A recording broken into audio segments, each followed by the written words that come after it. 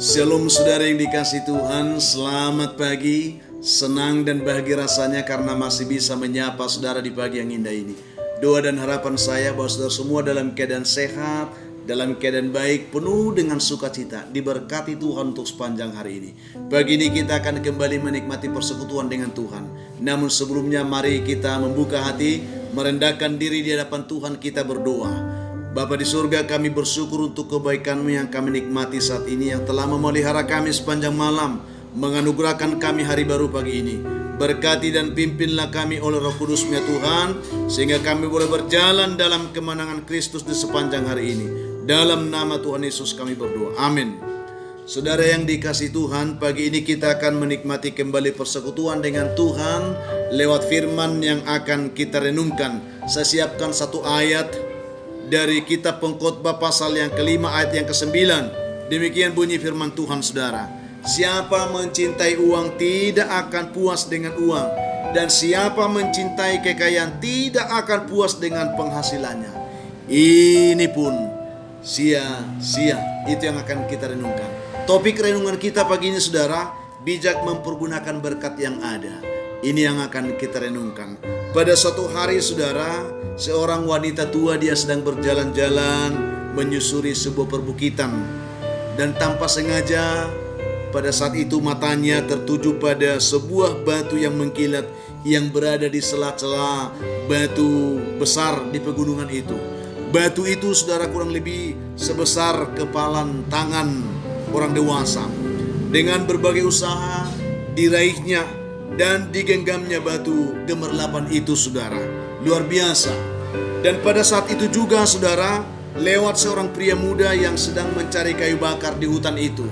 Tampak kelihatan sekali saudara dari pakaiannya bahwa lelaki itu adalah orang yang miskin.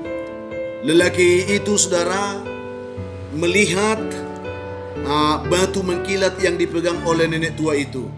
Dan dia terperanjat saudara ketika dia melihat bahwa ternyata itu adalah sebuah batu berlian yang sangat besar.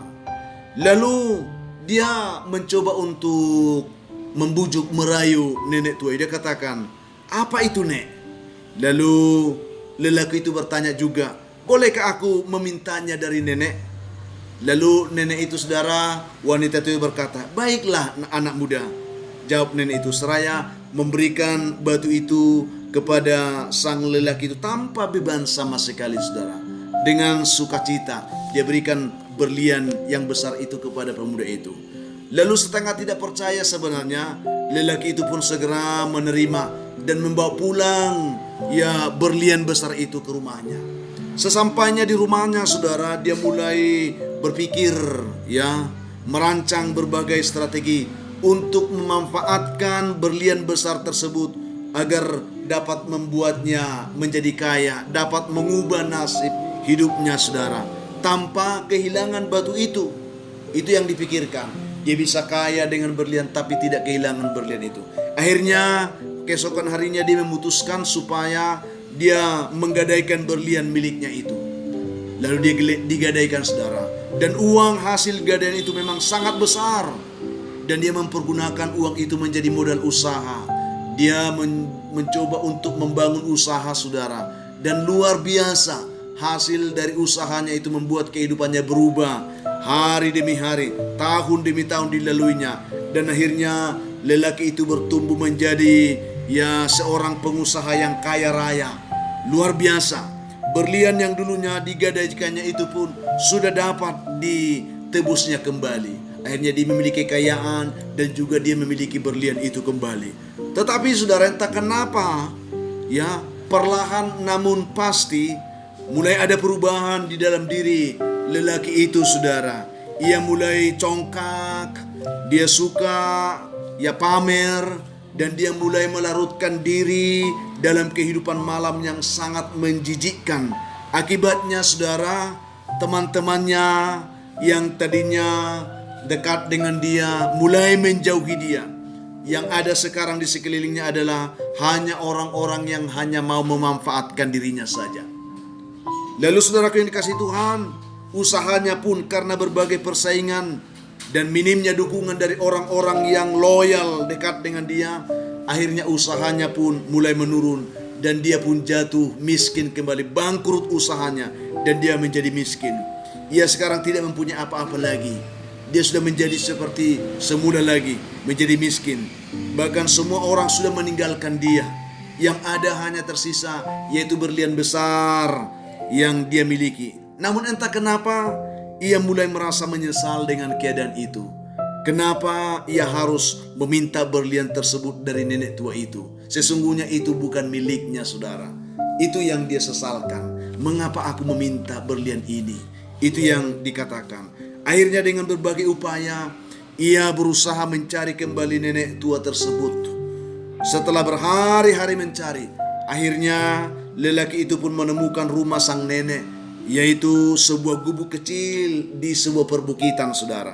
Lalu dia langsung menemui nenek itu dan dia di sana ditersungkur di hadapan nenek itu, dan laki-laki itu pun mengeluarkan berlian itu dari tasnya, mengembalikan berlian itu kembali kepada nenek tua tersebut, saudara.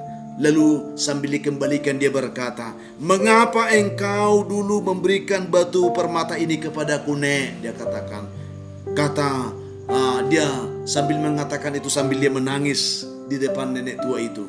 Dia katakan kembali, "Seharusnya, Nek, engkau memberikan sesuatu yang lebih berharga daripada berlian ini, yaitu kekuatan untuk memberikan batu ini kepadaku. Itu sebenarnya yang perlu nenek berikan kepadaku dulu. Mengapa berlian ini?" dia katakan.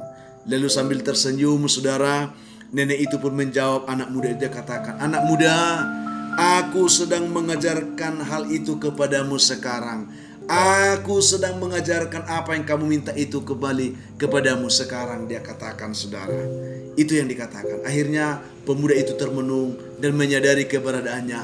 Saudara yang dikasihi Tuhan Yesus Kristus, adapun pesan yang dapat kita ambil, kita petik dari cerita ini adalah ternyata, saudara, kedermawanan merupakan harta yang sesungguhnya bagi kita. Seperti nenek tua itu, saudara.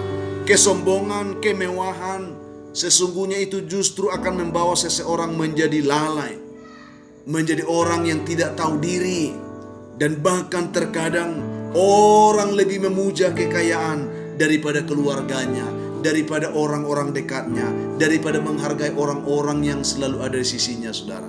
Demikian hal-hal yang terjadi seperti yang dialami oleh pemuda ini. Jadi saudara yang dikasihi Tuhan, oleh karena itu saya hanya ingin katakan, apapun yang kita peroleh dalam kehidupan ini, saudara, apapun yang engkau dapatkan dalam kehidupan ini, baiklah kita menjadi orang yang bijak, memanfaatkan, mempergunakan setiap berkat yang ada, sehingga berkat itu memberikan manfaat yang baik, memberikan faedah yang baik kepada kita, memberi sukacita kepada kita, saudara. Jika tidak demikian, harta itu akan membuat kita tenggelam, harta itu akan membuat kita binasa, harta itu akan membuat kita hidup dalam penyesalan yang tidak berujung. Itulah yang ingin saya sampaikan. Sehingga dikatakan, siapa mencintai uang tidak akan puas dengan uang. Siapa mencintai kekayaan tidak akan puas dengan penghasilannya. Yang ingin saya katakan sini, ukuran dari kekayaan yang sesungguhnya adalah kepuasan kita menikmati berkat yang kita terima dari Tuhan. Adakah engkau sedang merasa puas dengan apa yang Tuhan berikan kepadamu saat ini? Jadilah bijak. Bijak mempergunakan waktu, bijak mempergunakan setiap berkat, bijak mempergunakan setiap anugerah yang dipercayakan Tuhan kepada kita.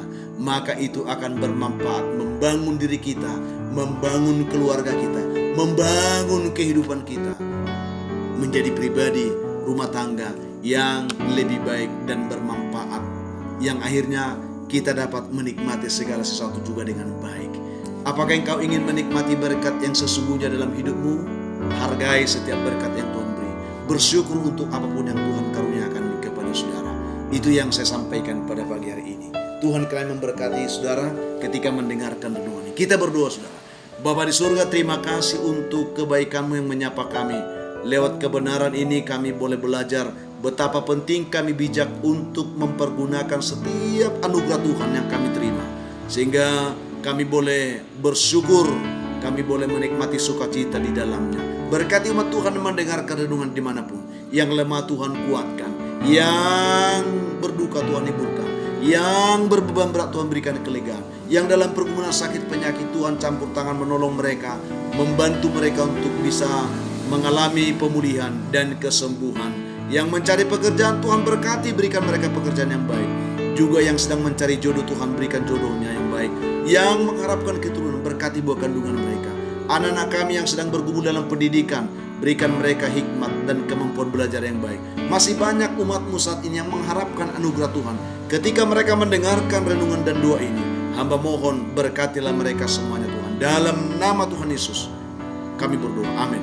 Saudara yang dikasihi Tuhan, apapun yang saudara akan hadapi hari ini, saya hanya ingin berpesan, jadilah kuat, tetaplah semangat saudara, bersukacita atas segala sesuatu, dan mengucap syukurlah untuk setiap hal yang Tuhan buat dalam hidup saudara hari ini.